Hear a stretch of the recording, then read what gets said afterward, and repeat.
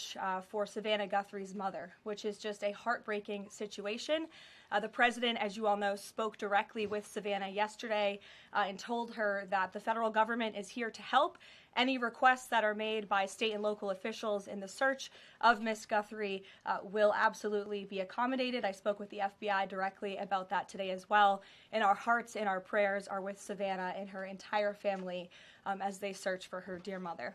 I also have a quick scheduling announcement for all of you. Tonight at 7 p.m. during prime time, President Trump, Dr. Oz, and National Design Studio Director Joe Gebbia will officially unveil Trump RX, a state-of-the-art website for American consumers to purchase low-cost prescription drugs. This historic announcement will save millions of Americans their hard-earned money, so make sure to tune in tonight, and we will see all of you in the news media there. President Trump promised to restore law and order to the United States of America, and newly released data proves he is delivering overwhelmingly on this promise. A study from the Council on Criminal Justice shows that the murder rate across America's largest cities plummeted in 2025 to its lowest level since at least 1900. Again, let me repeat, to put this in perspective, this marks the largest single-year drop in murders in recorded history. This dramatic decline is what happens when a president secures the border, fully mobilizes federal law enforcement to arrest violent criminals, and aggressively deports the worst of the worst illegal aliens from our country. The numbers don't lie. Under President Trump in 2025, the FBI increased violent crime arrests by 100% compared to the prior year. The FBI also conducted more than 67,000 arrests from Inauguration Day 2025 to January 20th, 2026, which is 197% more arrests than the same period previously. The FBI also disrupted 1,800 gangs and criminal enterprises, a 210% increase from the year prior. The FBI has arrested 1,700 child predators and more than 300 human traffickers across the country. Since President Trump took office, 6 of the FBI's top 10 most wanted fugitives have been captured. Right here in our nation's capital, where you all live, so you know it well, whether you choose to report it or not, the president's efforts to make D.C. safe and beautiful have worked. As of last week, D.C. homicides were down 62%, motor vehicle theft down 53%, and 2025 had the fewest violent gun crimes of any year of available data in our nation's capital.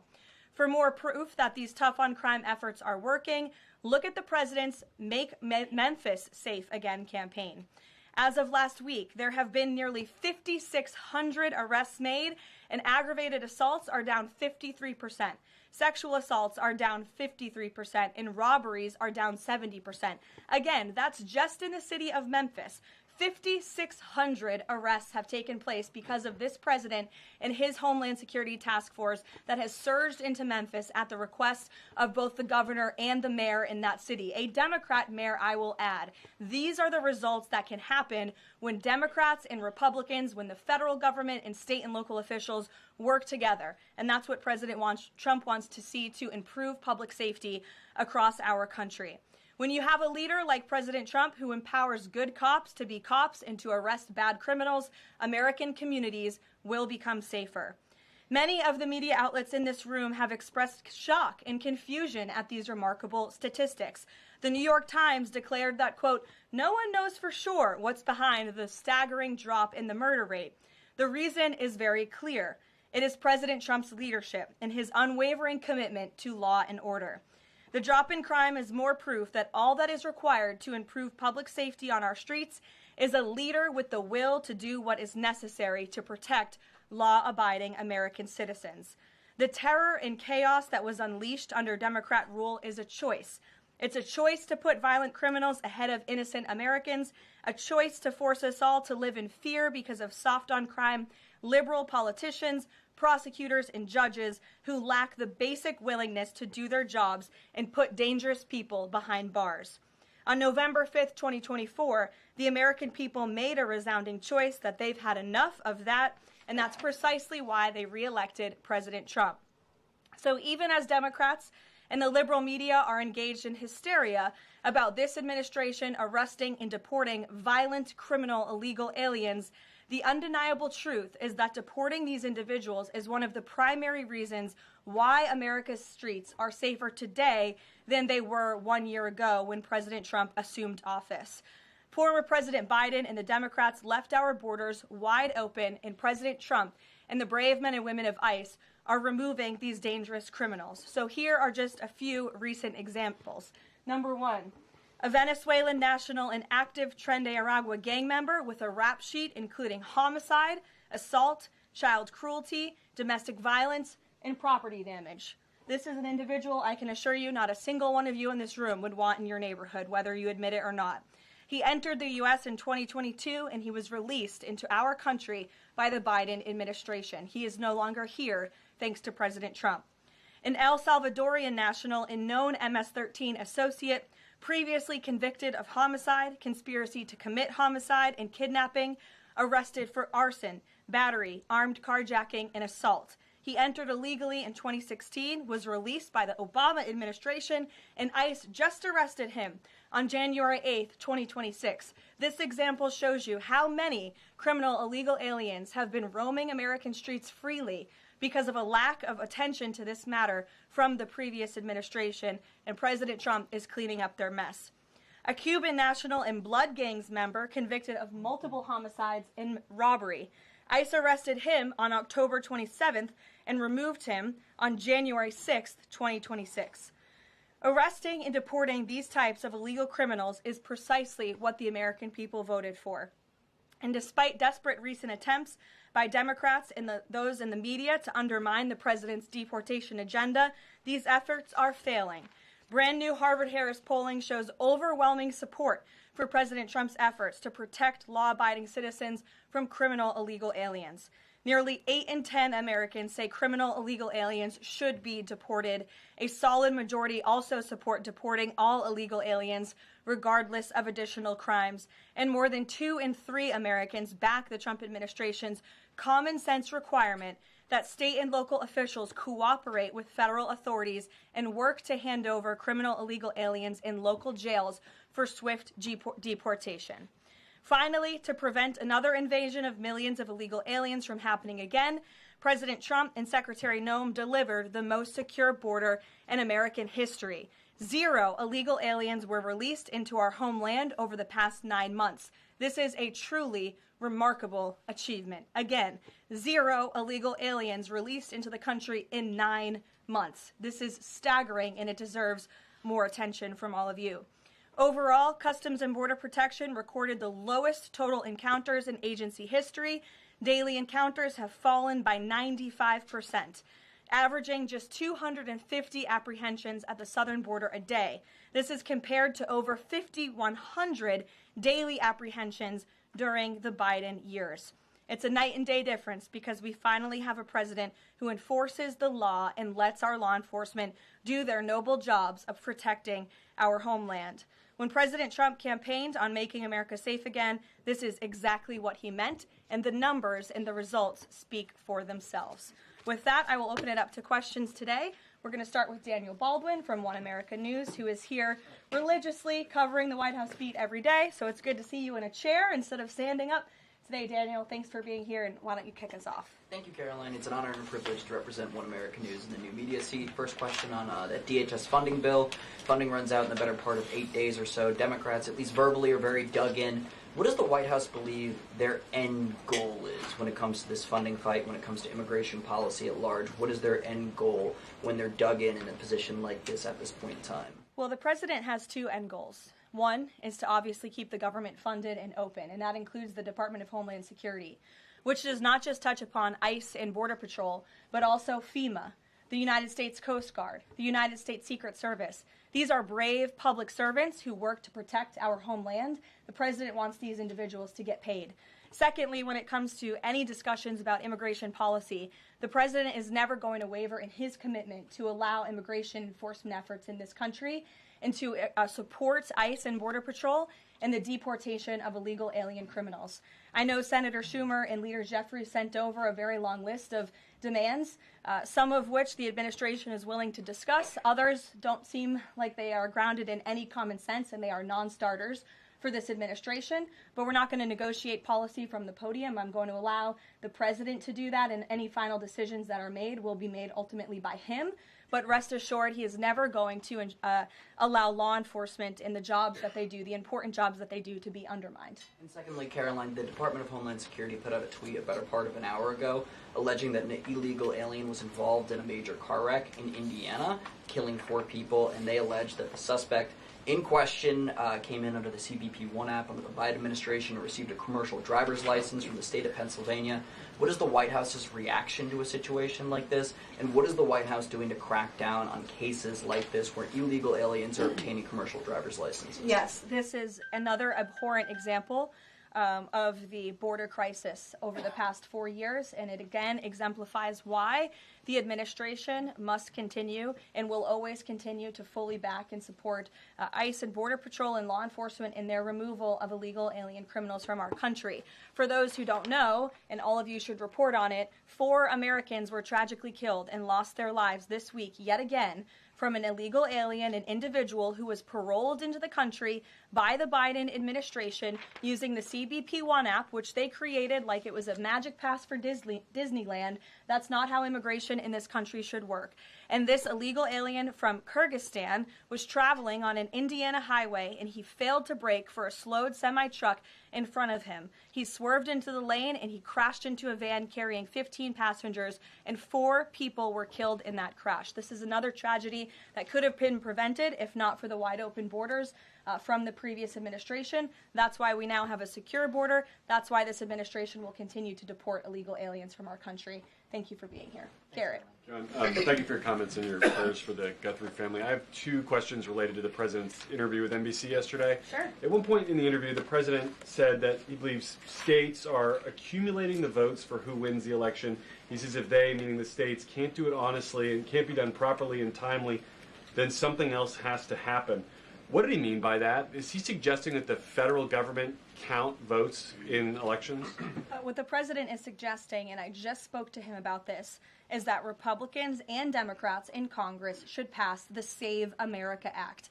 This piece of legislation is going to ensure that states are abiding by federal election law by removing non-citizens from their voter rolls. In addition, the Save America Act will require voter ID to vote, and it will require proof of citizenship to register to vote. These are very common sense policies and proposals that 89% of our country agree with. So that's what the president is talking about. Again, I just spoke with him about this, and he's calling on both Republicans and Democrats to send the Save America Act, to pass it into law and to send it to his desk as quickly as possible. To be clear, the SAVE Act doesn't say anything about who counts votes, which has always been a state, a local, a county function. Why does he keep talking about somebody else, presumably the federal government, counting votes? Because the SAVE Act directs states to remove non-citizens from their voter rolls. And we know in states across the country, the president is right to point this out. In states like California or in places like New York City, non-citizens are allowed to vote in state and local elections. And the federal government should absolutely do away with that. I don't think a single person in this room, if you really are being honest with yourselves, should agree that non-citizens should vote in American elections, no matter where that election is up and down the ticket. And so this is a piece of federal legislation that will help states ensure the integrity and the sanctity of their elections, and that's what the president wants. Peter. Thanks, Caroline. President Trump posted about Nancy Guthrie that he is directing all federal law enforcement to be at the family's and local law enforcement's complete disposal immediately. What should we expect to see from the federal government in coming days in the search to find Nancy Guthrie? It's a very good question, Peter, and it's why I was on the phone with the FBI earlier this morning to ask that. And what they told me is that the FBI, again, is at the disposal of the state and local government. Whatever personnel or assets or resources that the state and local authorities and police need will be granted to them at the direction of the president, the FBI director, and the attorney general. A different law enforcement issue. The FBI just found 1,000 samples inside an illegal biolab in Las Vegas. It is linked to a different biolab that was previously raided. There are ties to China. What does the president think the CCP might be up to here? I haven't spoken to him about this specific investigation from the FBI, but I'm happy to, and I'm sure he's very glad that this is something the FBI discovered, and we'll make sure anyone who is involved in illegal activity will be held accountable. And just one more about this weekend. At the Mar-a-Lago Super Bowl party, after the first two quarters, are the TVs going to be on the halftime show with Bad Bunny or the halftime show with Kid Rock? I think the president would much prefer a Kid Rock performance over Bad Bunny. I must say that. Jennifer. On the nuclear arms pact, we saw the president's post on that. Yes. But can you say, is there a temporary agreement with Russia to stand by the terms of the New START treaty while negotiations are happening? Not to my knowledge. Again, to your point, Jennifer, I just do want to reiterate exactly what the president said. He wrote just moments ago, the United States is the most powerful country in the world. I completely rebuilt its military in my first term, including new and many refurbished nuclear weapons. I also added Space Force and now continue to rebuild our military at levels never seen before. We are even adding battleships, which are 100 times more powerful than the ones that roamed the seas during World War II, the Iowa, Missouri, Alabama, and others. I have stopped nuclear wars from breaking out across the world between Pakistan and India, Iran and Israel, and Russia and Ukraine, rather than extend New START, a badly negotiated deal by the United States, which I will add was renegotiated under former President Barack Obama, aside from everything else, is being grossly violated. The president wants to have our nuclear experts work on a new, improved, and modernized treaty that can last long into the future, and that's what the United States will continue to discuss with the Russians. Leisure. Thank you, Caroline. Sure. Did President Trump himself ever ask DNI Gabbard to head down to Fulton County, Georgia?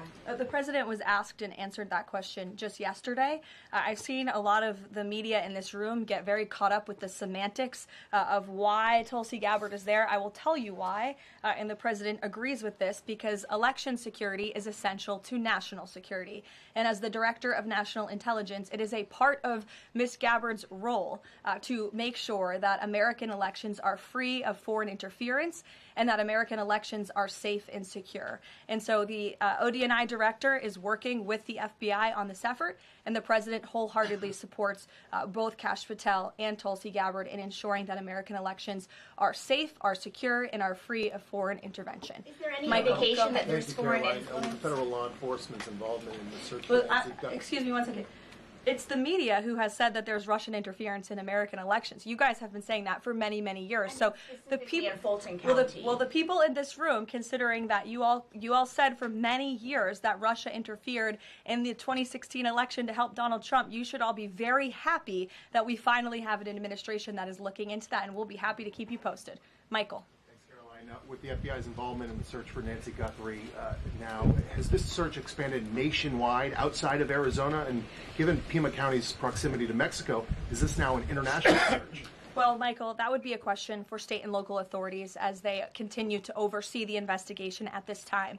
Again, the federal government and the FBI have offered any and all resources, but the state and local authorities are still leading the investigation, so I would direct you to them. I'm certainly not in a position to talk about it. One other question, Caroline. Sure. Friday's talks with Iran, they were originally supposed to take place in Turkey. They've now been moved to Oman. Can you tell us the reason for that move? Look, the president, diplomacy is always his first option when it comes to dealing with countries all around the world, whether it's our allies or our adversaries. And so Special Envoy Witkoff and Jared Kushner will be traveling to Oman for those talks tomorrow, and we will see what comes of those. The president is standing by for an update from them. Sure, in the pink. Thank you, Caroline. Cuban leader Miguel Diaz-Canel said today that Cuba would be willing to engage in dialogue with the United States only without pressure, without preconditions, on equal footing and with respect for sovereignty. But his government is denying what President Trump said, that they are already holding talks. How would you respond to that? I think the fact that the Cuban government is on its last leg and its country is about to collapse, they should be wise in their statements directed towards the President of the United States. But as I just reiterated, the President is always willing to engage in diplomacy, and I believe that's something that is taking place, in fact, with the Cuban government. Yeah, thank you, Caroline. So the Office of Personnel Management released a final rule today that makes it easier to fire government employees who are not doing their job, basically. Does the President believe that there are people in his government still that are not following his agenda? That's a good question. I have not asked him about that. I mean, look, it's a very big government, right? There are thousands of people who work for the federal government here in Washington, D.C. This administration has been very much focused on ensuring that we have an efficient and productive workforce for the American taxpayer. There's not a day that goes by where we don't show up and realize we are public servants working on behalf of the American people, and everybody in the federal government best have that mindset, or they won't be welcome to work for this administration. So I think it's a good thing that the Office of Personnel Management put this rule out. I think if people aren't doing their jobs, if they aren't showing up for work, if they're not working hard on behalf of this president, they're not welcome to work for him at all. The New York City mayor is dealing with a $12 billion budget deficit. If he texted President Trump, would the president bail him out? I'll leave that answer to the president himself, Ed. Kristen, go ahead. One more follow-up on DNI Gabbard. You have said that the president supports the fact that she was there, but last night when he was asked about it, he said he didn't know why she was there. He didn't say that he directed her. Can you clarify on that? Did she go by herself and he learned later and supports it? Well, did you look at the full entirety of his response? I was in the room for that NBC interview, Kristen, and he just said exactly what I told you, which is that election security is essential to national security. We need to ensure that our elections are free and are fair and are free of foreign interference. And he spoke about how Ms. Tulsi Gabbard is involved in that effort. So you're taking like the first three words that he said to one question and not looking at his entire response. Follow up on what you said about foreign interference. You talked about 2016 and Russian interference, but what we've learned from these Georgia officials is what was seized by the FBI were ballots from 2020 in this Fulton County election center. Do you have any evidence that there was international interference in the 2020 election in this election center? What I do have evidence of, and what the media seems to be undermining, is why Tulsi Gabbard is there in the first place. And I would point you again to federal law that clearly assigns the DNI and the office with the statutory responsibility to lead counter intel matters related to election security. This includes assessing risks to election voting systems, software, voter registration databases, and more, and analyzing foreign interference. And the ODNI is responsible for supporting the White House interagency action to secure our elections through intel analysis and vulnerability assessments. And they should be routinely collaborating with agencies like the DHS, the DOJ, and the FBI. So as for that question, it would be better suited to ask the Director of National Intelligence herself in her office. But what I'm telling you is that it is more than appropriate. In fact, it is Tulsi Gabbard's job to ensure that our elections are safe and secure.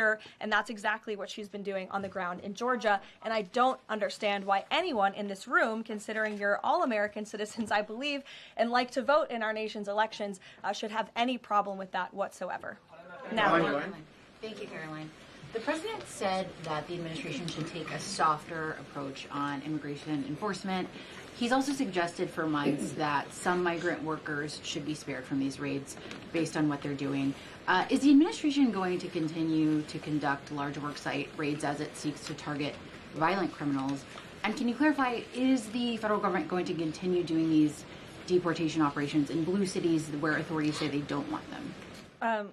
Well, first, again, to the president's answer yesterday, the full context of his answer was that he'd like to see a softer touch, but we are always going to remain tough. That softer touch the president is referring to is that cooperation that is necessary between state and local authorities and federal government authorities to ensure that we can continue deporting illegal aliens from our communities without tons of agents having to go after one illegal alien. If the states and the local governments just turn over their illegal aliens to ICE at jails, as they should be doing, it requires one agent to deport that one illegal alien who can then go on their way to their home country in a peaceful manner. The escalation that we've seen take place in Minnesota is a direct result of the refusal of state and local officials to cooperate with the federal government and with ICE, which has led to these hostile and dangerous environments. And so we don't want want that. Again, the president wants direct cooperation, and that's what he was referring to. As for worksite raids, I don't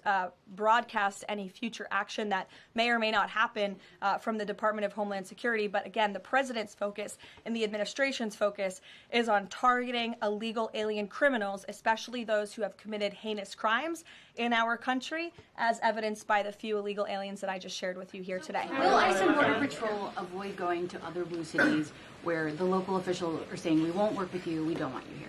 Well, first of all, those local officials should be wanting to work with ICE. Why would any official, whether you're a Democrat or a Republican, want murderers and predators in your city? It makes zero sense. It's an untenable position.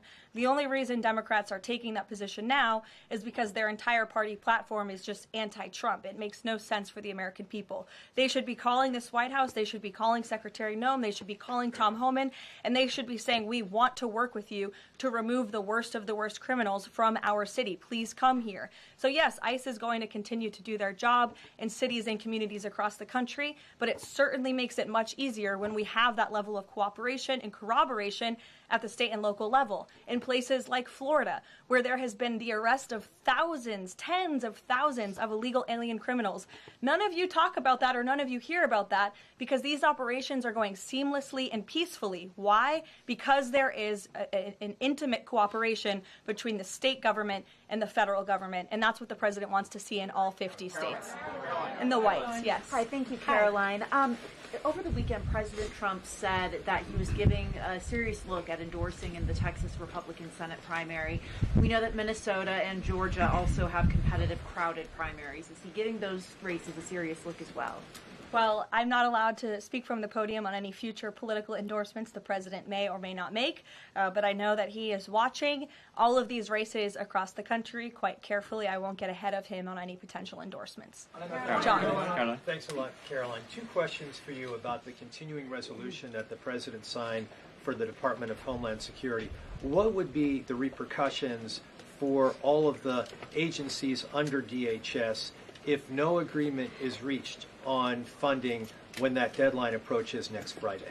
Well, there will be grave repercussions for all of those agencies, but more importantly, frankly, for the American people who those agencies serve. And that's exactly what the president and the White House want to avoid. Again, we want to keep the government funded. We want the Department of Homeland Security, of course, to be up and operationalized and continuing as necessary to protect our homeland, to secure our border, to ensure the brave men and women of the United States Coast Guard are getting paid, the brave men and women of the United States Secret Service who protect the president, the vice president, and frankly, all of you in this building every day continue to receive the paychecks that they so well deserve. And so that's why the White House will engage in these talks with Democrats. But again, the president is never going to cave on this administration's core promise to deport illegal aliens from our country. You said, Caroline, in your statement that there are certain proposals that Democrats are putting up that are non-starters.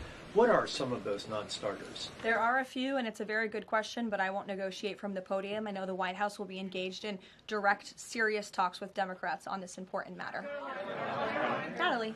Thank you. In addition to launching Trump RX tonight, Trump has said that he wants to meet with insurance companies to lower healthcare costs. Do you have any update on when those meetings? Yes, he does want to meet with insurance companies. That meeting will take place. I don't have an update on when it will be on the schedule, but the purpose of that meeting will be to continue to negotiate with these companies to ensure that more money is going back to the American consumer. And you're all going to see that on full display tonight at 7 o'clock with the formal launch of Trump RX. I'm telling you, this is going to be a very cool and unique event, so everybody really should tune in.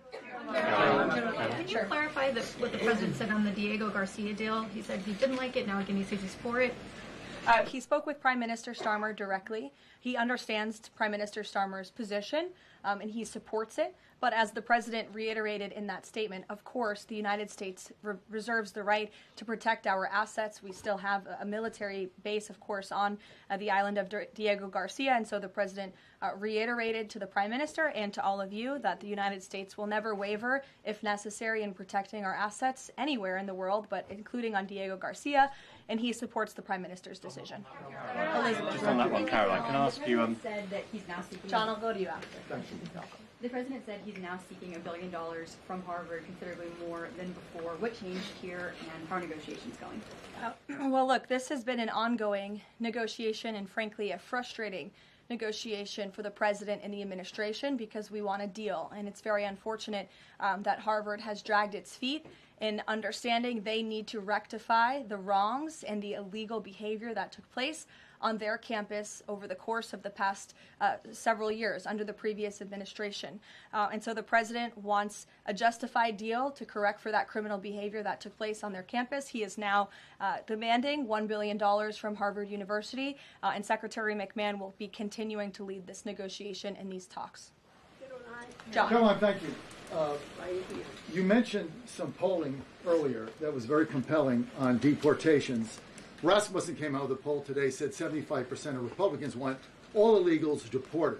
It seems like the conversation has shifted again to focusing only on deporting illegal aliens who are criminals.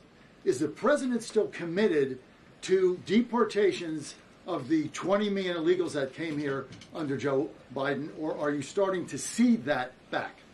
Yes, and the president has always been committed to that, John. But we must prioritize, and the prioritization is on those tens of thousands of convicted criminals whom we know are still roaming our streets. ICE and Border Patrol and DHS have done a phenomenal job of removing tens of thousands of them. Actually, nearly 1 million people have been deported from our country over the past year, 2 million additional self-deportations. So nearly 3 million people have left the United States. But again, as you pointed out rightfully, Joe Biden and the Democrats allowed approximately 20 million people into our country illegally. So yes, of course, the president is committed to ensuring that America is and always will be a nation of laws. Thank you, Caroline. Steve Bannon recently said, quote, "We're going to have ICE surround the polls come November." Is that something that the president is considering? That's not something I've ever heard the president consider, no. Can you guarantee to the American public that ICE will not be around polling locations or voting locations in November? I can't guarantee that an ICE agent won't be around a polling location in November. I mean, that's frankly a very silly hypothetical question. But what I can tell you is I haven't heard the president discuss any formal plans to put ICE outside of polling locations. It's a disingenuous question. Caroline, I had two questions regarding the DHS. The first one is, one of the Democrats' main demands for DHS funding was to demask ICE agents. Is this something that the president is even considering? Again, this is one of the specific points in the letter that went out by Senate Majority Leader Schumer and Hakeem Jeffries. I won't negotiate the individual points from the podium, but it is obviously something the White House will be discussing with lawmakers on Capitol Hill in the coming days. Is the administration concerned that the shakeup that we're seeing of DHS activity in Minneapolis could potentially embolden different obstructionist protesters around the country as they now have a playbook on how to get ICE out of their cities? No, because what you saw yesterday with the drawdown of 700 agents only occurred because the condition that the President of the United States set for local states, local counties to turn over illegal aliens to ICE has been met. The vast majority of counties, nearly every single county now in Minnesota, has made an agreement to notify ICE when they are releasing an illegal criminal from their jail. This is a huge win for the administration. Again, it's a condition the president set out and has been met thanks to the tireless efforts of Mr. Homan. And as for the left-wing agitators who have been illegally obstructing ICE's immigration efforts, we are not letting that behavior go unnoticed or unpunished. In fact, just today, the Department of Homeland Security arrested this individual. He is a self-proclaimed Antifa member who has been threatening, doxing, harassing ICE. He called for the murder of federal law enforcement officers. He encouraged bloodshed in the streets of Minnesota. He proudly acclaimed affiliation with the domestic terrorist organization Antifa. And the Department of Justice, thanks to the great work of HSI and the FBI, was able to locate and arrest this individual today.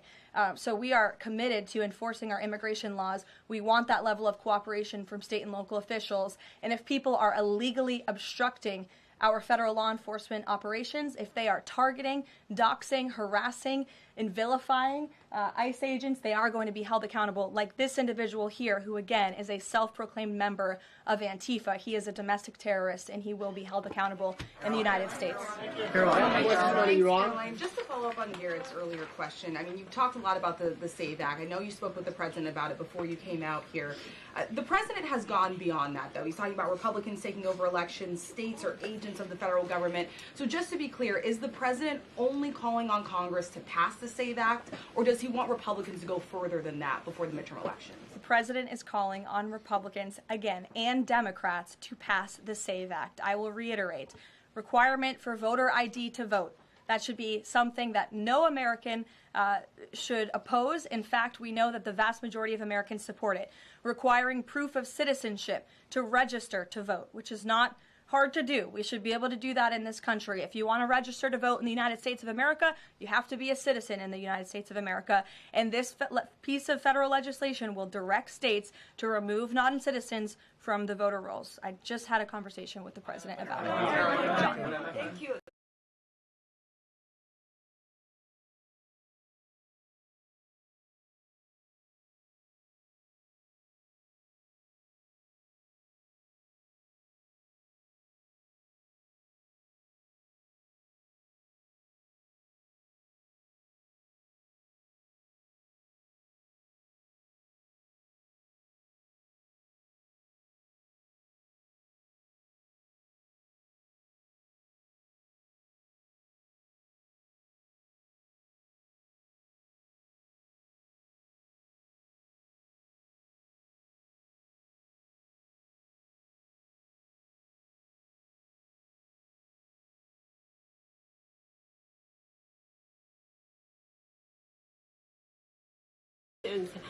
Tariffs on South Korea. As you know, President Trump recently mentioned tariffs increase. Should oppose. In fact, we know that the vast majority of Americans support it.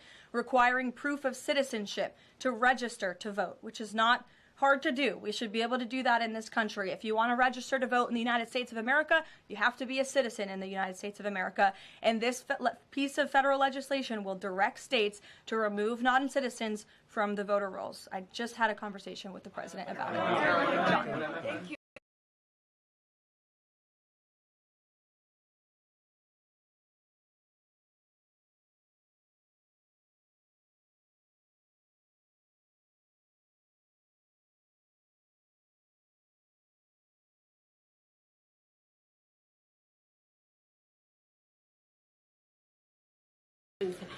Tariffs on South Korea. As you know, President Trump recently mentioned tariffs increase.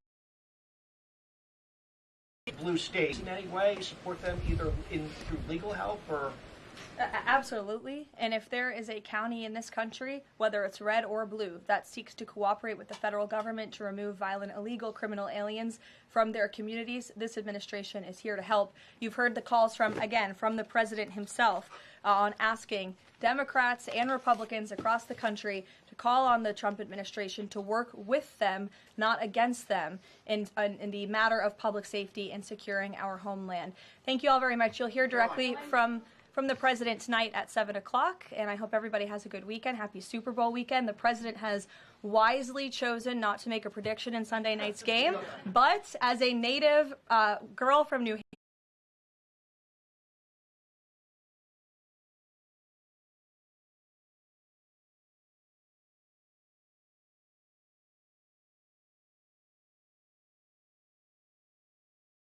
thank you guys.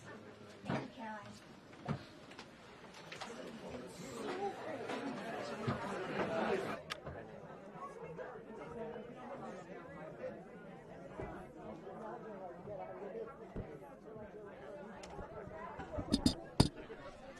Yeah, I got you. Yep.